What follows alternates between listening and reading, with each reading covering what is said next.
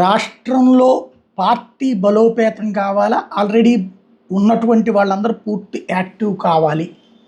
ప్రభుత్వం మీద 16 నుంచి 17 నెలల కాలంలోనే తీవ్రమైన వ్యతిరేకత వచ్చింది. అది మనకందరికీ కనబడుతోంది. సూపర్ 6 అని చెప్పి ఓ పక్కన మహిళలకి 1500 ఎగ్గొట్టారు, నిరుద్యోగులకి భృతి ఎగ్గొట్టారు, అట్లాగే 50 ఏళ్ళకి పెన్షన్ ఎగ్గొట్టారు. యూరియా కోసం జనం రోడ్డెక్కుతున్నారు. రైతులందరూ నానా తిప్పలు పడుతున్నారు, ఎక్కడా గిట్టుబాటు ధర రావట్లేదు. అసంతృప్తి పతాక స్థాయికి చేరింది. కాబట్టి ప్రతి ఒక్కళ్ళు కూడా ప్రభుత్వాన్ని ద్వేషిస్తున్నారు. మీరందరూ సిద్ధంగా ఉండండి, ప్రజలతో మమేకం అవ్వండి, ఇప్పుడే ఎన్నికలు అన్నట్టుగా పనిచేయండి. ఇది జగన్మోహన్ రెడ్డి తాజాగా ముఖ్యమైనటువంటి నేతలతో జరిగినటువంటి సమావేశం సందర్భంగా ఇచ్చిన పిలుపు. ఈరోజు దాదాపుగా 16-17 నెలలు అయిపోయిన నేపథ్యంలో ఈరోజు ఈ సమావేశం నిర్వహిస్తూ ఉన్నాం. ఫాస్ట్గా ఈ ప్రభుత్వం మీద ఇప్పటికే ప్రజల్లో తీవ్రమైన వ్యతిరేకత అన్నది ఇప్పటికే కనిపిస్తూ ఉంది. మామూలుగా 2 సంవత్సరాల తర్వాత ప్రజల్లో పరిపాలన ఎలా ఉంది అని చెప్పి చూస్తే ఏ ప్రభుత్వానికైనా కూడా సాధారణంగా ఈ లెవెల్లో యాంటీ ఇన్కంబెన్సీ ఆర్ ప్రజల్లో వ్యతిరేకత అనేది ఈ లెవెల్లో మామూలుగా ఉండే పరిస్థితి ఉంటే, చంద్రబాబు నాయుడు గారికి మాత్రం ఈ లెవెల్లో ప్రజల్లో వ్యతిరేకత యాంటీ ఇన్కంబెన్సీ ఇప్పటికే కనిపిస్తూ ఉంది. ఈ పెద్ద మనిషి ఎన్నికలప్పుడు ఏమి చెప్పొచ్చాడు, ఎన్నికలు అయిన తర్వాత ఈ పెద్ద మనిషి ఏం చేస్తూ ఉన్నాడు అన్నది కాస్త విశ్లేషిస్తే అప్పట్లో రిపీటెడ్గా చెప్తా ఉన్న పదాలు, రిపీటెడ్గా చెప్తా ఉన్న మాటలు, సంపద సృష్టిస్తానని, సూపర్ 6 సూపర్ 7 ఇస్తానని, సూపర్ 6 సూపర్ 7 కాదు, జగన్ చేసేటివన్నీ కూడా చేస్తూ ఇంకా అధికంగా సూపర్ 6 సూపర్ 7 కూడా ఇస్తానని కూడా చంద్రబాబు నాయుడు గారి నోట్లో నుంచి అప్పట్లో మనం రిపీటెడ్గా ప్రతి మీటింగ్లోనూ రిపీటెడ్గా ఆయన ఎక్కడికి వెళ్ళినా కూడా రిపీటెడ్గా మనకు ఎప్పుడు కూడా వినిపించేటివి.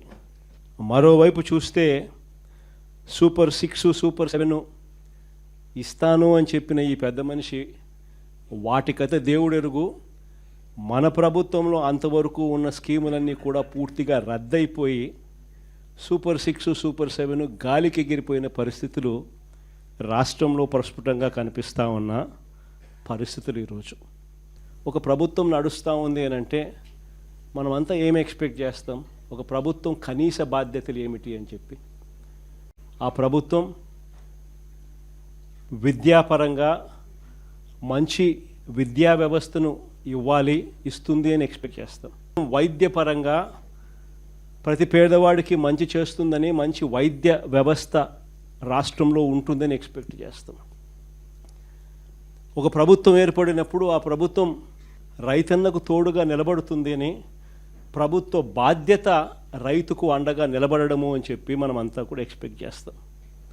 ఒక ప్రభుత్వం ఏర్పడితే లా అండ్ ఆర్డర్ బ్రహ్మాండంగా పనిచేయాలని, ఆ లా అండ్ ఆర్డర్లో ఎలాంటి వివక్ష లేకుండా ఆ లా అండ్ ఆర్డర్ ఉంటుందని, అలాంటి మంచి లా అండ్ ఆర్డర్ ప్రభుత్వంలో చూస్తామని ఎవరైనా కూడా ఎక్స్పెక్ట్ చేస్తారు. కానీ ఈరోజు చూస్తే విద్య, వైద్యం, వ్యవసాయం, లా అండ్ ఆర్డర్ ఏది తీసుకున్నా కూడా ఈరోజు తిరోగమనమే కనిపిస్తూ ఉంది. ఈరోజు రాష్ట్రంలో 17 నెలల కాలంలోనే ఇంత తక్కువ వ్యవధిలోనే ఇంతగా ప్రజల్లో వ్యతిరేకత మూటగట్టుకున్న పరిస్థితులు బహుశా మనం ఎప్పుడూ కూడా చూసిండం. ఫస్ట్ టైం ఇది కూడా జరుగుతూ ఉంది. మొన్న ఈ మధ్యకాలంలో ఈ పెద్ద మనిషి ఒక అడ్వర్టైజ్మెంట్ ఇచ్చాడు,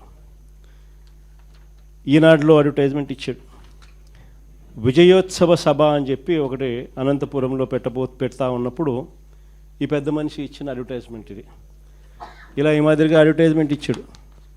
ఈనాడు వాళ్ళ పాంఫ్లెట్ పేపర్లో ఈ అడ్వర్టైజ్మెంట్ కూడా అందరికీ కూడా కనిపిస్తుంది. అసలు ఒకసారి ఈ అడ్వర్టైజ్మెంట్ చూస్తే సూపర్ 6 సూపర్ హిట్ ఈ అడ్వర్టైజ్మెంట్లో పైన హెడ్డింగ్ అని, కింద అవన్నీ కూడా సూపర్ 6 సూపర్ 7కి సంబంధించిన హామీలు అని చెప్పి జనరల్గా కూడా మనం అంతా అనుకుంటాం. ఈ అడ్వర్టైజ్మెంట్లో ఒకసారి చూస్తే ఇది ఎన్నికలప్పుడు ఇచ్చిన అడ్వర్టైజ్మెంటు. సూపర్ 6 సూపర్ 7కు సంబంధించి ఎన్నికలప్పుడు ఇచ్చిన అడ్వర్టైజ్మెంట్. ఈ ఎన్నికలప్పుడు ఇచ్చిన ఈ అడ్వర్టైజ్మెంట్ను నిన్న విజయోత్సవ సభలో ఇచ్చిన ఈ అడ్వర్టైజ్మెంటు ఒకసారి తేడా చూస్తే సూపర్ 6 సూపర్ 7 మారిపోయినాయి.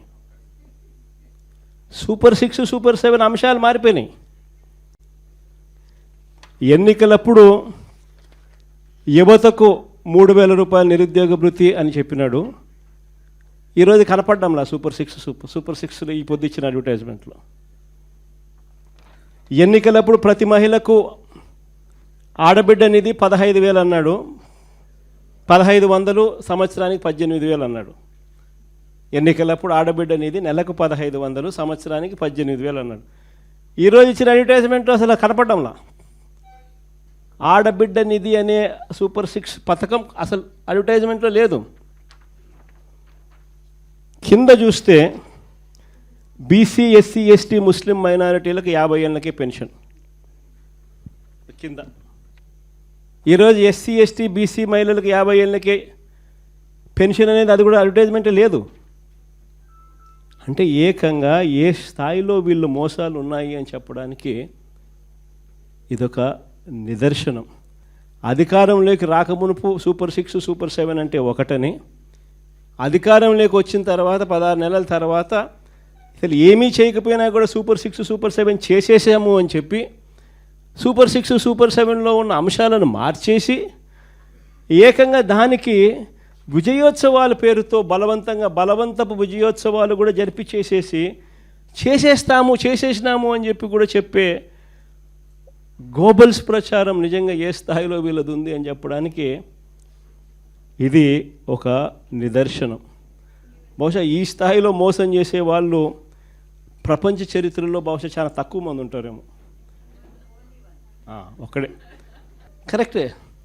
ఇలాంటి వాడు ప్రపంచ చరిత్రలో దేశంలో ఎవడు ఉండడు. ఈయన ఇచ్చిన సూపర్ 6 సూపర్ 7 ఈ నిరుద్యోగ భృతికి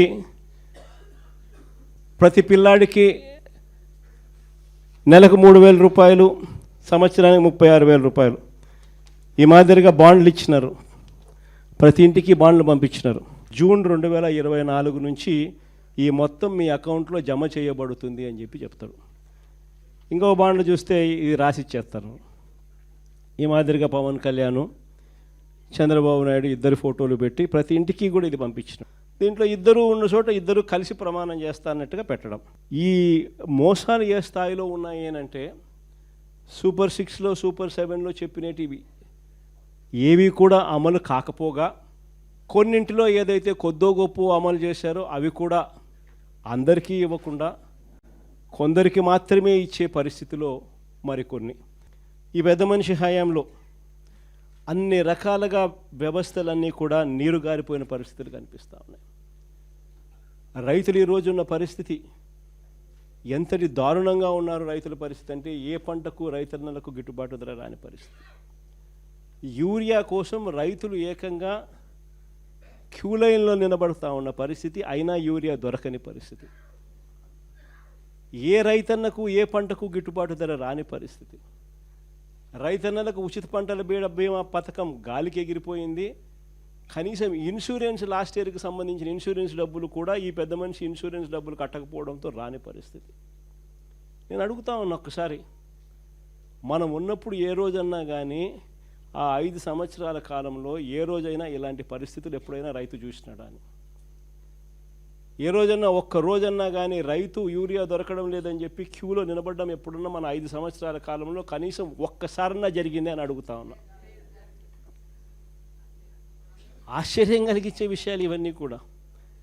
ఈరోజు రైతుల పరిస్థితి ఎందుకు ఇంత అధ్వానంగా ఉందనంటే కారణం బ్లాక్ మార్కెటీర్లతో, దళారీలతో ప్రభుత్వమే చేతులు కలిపింది.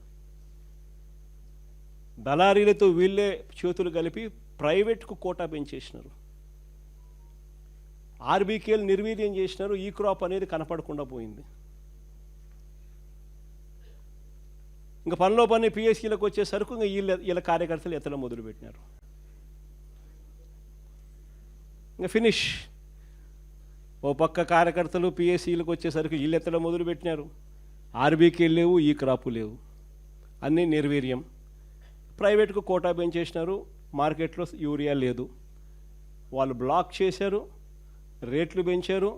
267 రూపాయలు బస్తా, మరో 200 రూపాయలు ఎక్స్ట్రా కడితే తప్పనిచ్చి యూరియా దొరకని పరిస్థితిలోకి ఈరోజు రైతు బతుకు దిగజారిన పరిస్థితి ఈరోజు కనిపిస్తూ ఉంది. మన హయాంలో ప్రతి రైతుకు కూడా గిట్టుబాటు ధరలు ప్రతి పంటకు రావడమే కాకుండా మరీ ముఖ్యంగా ధాన్యానికి సంబంధించి ప్రతి రైతుకు గిట్టుబాటు ధర లభించడమే కాకుండా రైతుకు ఈ క్రాప్ ద్వారా ఆర్బీకేల ద్వారా ట్రాన్స్పరెంట్గా ఏ రైతుకైనా కూడా ఎంఎస్పి కన్నా రూపాయి తక్కువ ఇచ్చిన పరిస్థితి ఎక్కడలా. గన్ని బ్యాగ్స్, లేబరు, ట్రాన్స్పోర్టు పేరుతో అదనంగా దాదాపుగా 10,000 రూపాయల ఎకరాకు రైతుకు అదనంగా అందించిన పరిస్థితులు మన ప్రభుత్వంలో జరిగాయి. ఈరోజు చంద్రబాబు నాయుడు గారు వచ్చేసరికి పరిస్థితి మారింది. ధాన్యాన్ని గిట్టుబాటు ధర రాని పరిస్థితి ఎందుకుంది అని అంటే చంద్రబాబు నాయుడు అంటాడు, పండించిన ధాన్యం ప్రజలు తినే పరిస్థితిలో లేరంట అని నేను ఇప్పుడు చెప్తాడు తీరి. ఈ ధాన్యం అంతా కూడా ఇథనాల్ తయారీ చేసేదానికి మాత్రమే ఉపయోగపడుతుందని ఈయన అంటున్నాడు. అంటే దాని అర్థం ఏంది? ఇంకా నెక్స్ట్ ఫ్యూచర్లో కూడా నేను ధాన్యం సేకరణలో నా పరిస్థితి ఇదే మాదిరిగానే ఉంటుంది, ధాన్యం కూడా ఏ ఒక్కరికి గిట్టుబాటు ధర రాదు, మీరు పంటలు మానేయండి అని చెప్పి చెప్తా ఉన్నాడు. పోనీ ధాన్యం పరిస్థితే చంద్రబాబు నాయుడు గురించి ఇట్లా చెప్తా ఉన్నాడేమో అని అనుకుందాం. పోనీ మిగిలిన పంటలు ఏ పంటకు గిట్టుబాటు ధర వస్తూ ఉంది చంద్రబాబు అని అడుగుతా ఉన్నా. ఈరోజు చంద్రబాబు నాయుడు గారు ముఖ్యమంత్రి అయిన తర్వాత ఈరోజు రాష్ట్రంలో ఏ పంటకైనా గిట్టుబాటు ధర దొరుకుతూ ఉందా అని అడుగుతా ఉన్నా.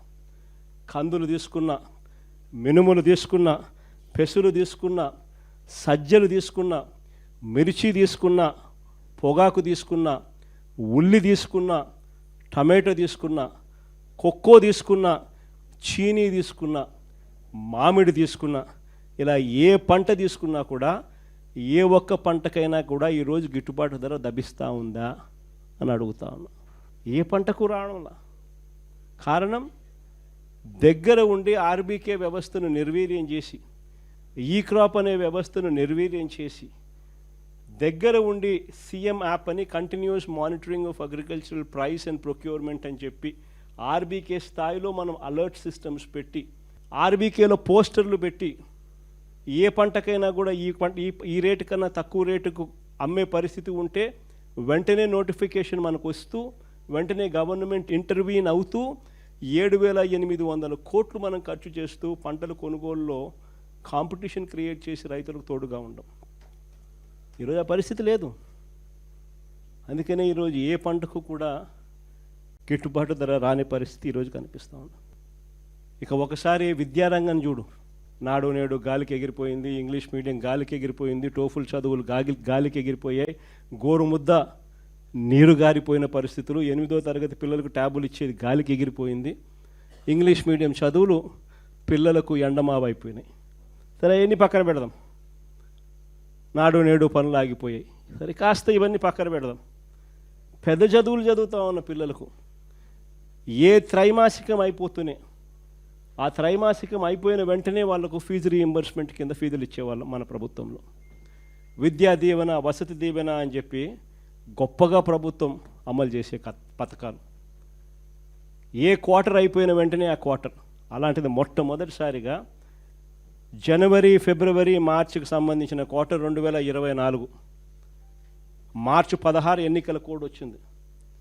జనవరి, ఫిబ్రవరి, మార్చికి సంబంధించిన క్వార్టర్ ఆ ఎన్నికల కోడ్ రావడంతో ఆగిపోయింది. తర్వాత చంద్రబాబు నాయుడు ప్రభుత్వం వచ్చింది, ఫినిష్.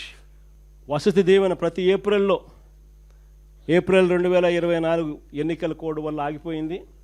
మళ్ళా ఏప్రిల్ 2025 మళ్ళా రెండవ ఇన్స్టాల్మెంట్ వసతి దీవెన 1,100 కోట్లు ఏప్రిల్ 2024, 1,100 కోట్లు ఏప్రిల్ 2025, 2,200 కోట్లు. ఇచ్చిందంతా 0. ఈరోజు పిల్లలకు చదువులు ఆగిపోతా ఉన్న పరిస్థితులు. చదువుకునేదానికి పేదవాడు ధైర్యం చేయడంలా ఈరోజు ఇంజనీరింగ్ కాలేజీలో చేరడానికి. చదువుతా ఉన్న పిల్లడికి ఈరోజు సర్టిఫికెట్లు అందడంలా. కాలేజ్ యాజమాన్యాలు ఈరోజు పిల్లలను చదివించాలి అని అంటే, తీసుకోవాలంటే భయపడతా ఉన్న పరిస్థితులు. ఇది విద్యారంగం పరిస్థితి. ఇంకా కాస్త ఒకసారి అడుగు ముందుకేసి చూస్తే ఇక వైద్య రంగం గురించి నేను చెప్పాల్సిన పనుల. ఆరోగ్యశ్రీ అన్నది 25 లక్షల దాకా ప్రతి పేదవాడు దర్జాగా ప్రైవేట్ హాస్పిటల్కి పోయి, నెట్వర్క్ హాస్పిటల్కి పోయి వైద్యం చేయించుకొని వచ్చే పరిస్థితి. 25 లక్షల దాకా ప్రతి పేదవాడికి ఉచితంగా వైద్యం అందే పరిస్థితి. 3300 ప్రొసీజర్లకు వైద్యం అందిస్తూ ఉన్న పరిస్థితి. ఈరోజు ఆరోగ్యశ్రీకి ఈ పెద్ద మనిషి గత 16-17 నెలల నుంచి పెట్టిన బాకీ. మామూలుగా ఆరోగ్యశ్రీ నడపాలంటే నెలకు 300 కోట్లు అవుతుంది ఖర్చు.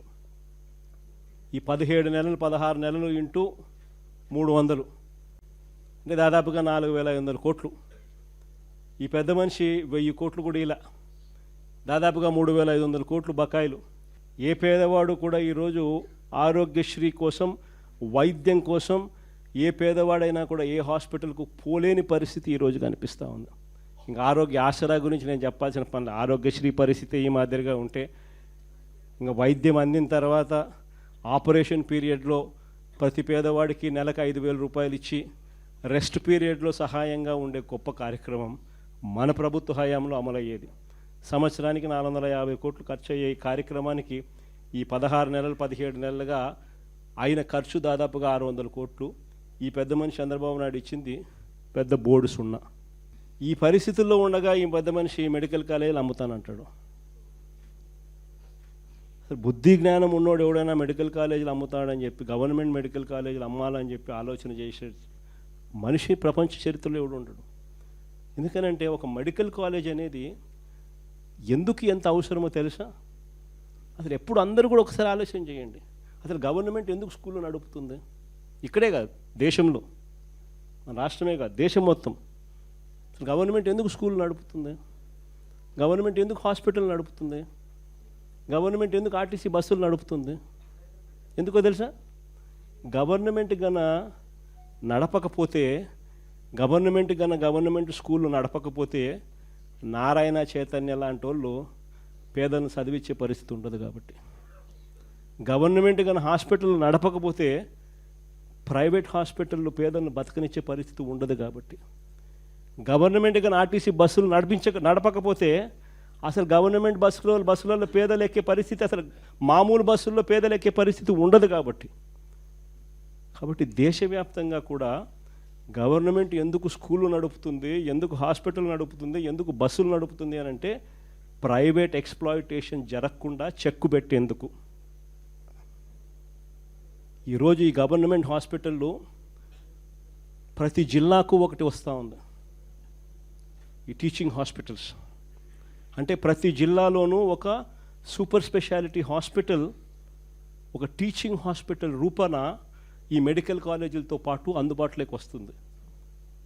అంటే ఈ మెడికల్ కాలేజీలో పనిచేస్తూ ఉన్న ప్రొఫెసర్లు, అసిస్టెంట్ ప్రొఫెసర్లు, పీజీ స్టూడెంట్లు, doctors, MBBS students, nursing students అందరూ అక్కడ డాక్టర్లుగా ఉంటారు. డిఫరెంట్ ఫ్యాకల్టీస్తో ఒక సూపర్ స్పెషాలిటీ టీచింగ్ హాస్పిటల్ ప్రతి పేదవాడికి జిల్లాలో అందుబాటులో ఉంటుంది. ఇది అక్కడ ఉండడం వల్ల ఆ జిల్లాలో మిగిలిన ప్రైవేట్ హాస్పిటల్ ఎవరు కూడా పేదవాడిని ఎక్స్ప్లాయిట్ చేసే పరిస్థితి ఉండదు.